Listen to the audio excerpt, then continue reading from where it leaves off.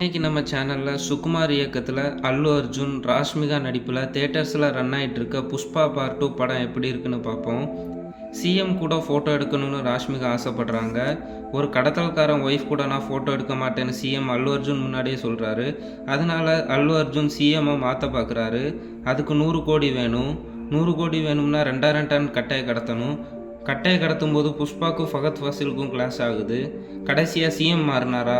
Pushpa CM சீட்டில் உட்கார வச்சுட்டு ராஷ்மிகா கூட ஃபோட்டோ எடுத்தாரா? இதுக்கப்புறம் என்ன நடந்துச்சு? இதான் இந்த படத்தோட மீதி கதை. படம் நல்லா இருந்துச்சு. இந்த படத்தோட ரன் டைம் 3 hours 50 minutes. ஆனால் எந்த ஒரு இடத்துல லேக் அடிக்கலை. ஸ்டோரி வழியாக பார்த்தோம்னா ஃபர்ஸ்ட் ஆஃப் கட்டையை கடத்துவாங்க, செகண்ட் ஆஃப் பொண்ணை கடத்துவாங்க. சிம்பிளான ஸ்டோரி தான். ஸ்டோரியில் இவங்க முக்கியத்துவம் கொடுக்கல. ஆனால் படம் பார்க்கும்போது ஸ்டோரியை நம்ம கவனிக்க மாட்டோம். அடுத்து என்ன நடக்கும், எது எப்படி நடக்கும் தான் யோசிப்போம். அந்தளவு போர் அடிக்காமல் கொண்டு போயிட்டாங்க. படத்தில் நிறைய லாஜிக் மிஸ்டேக் இருக்குது. முக்கியமாக ஸ்டார்டிங்கில் வர்ற ஃபைட் சீன் படத்துக்கு தேவையில்லை.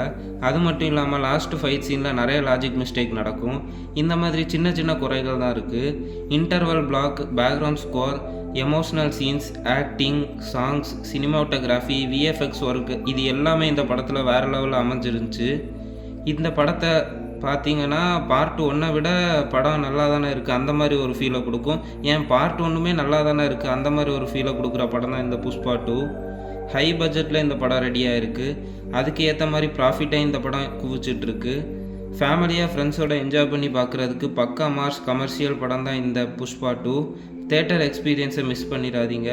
இந்த படத்துக்கு நான் 3.25 ரேட்டிங் கொடுக்குறேன்.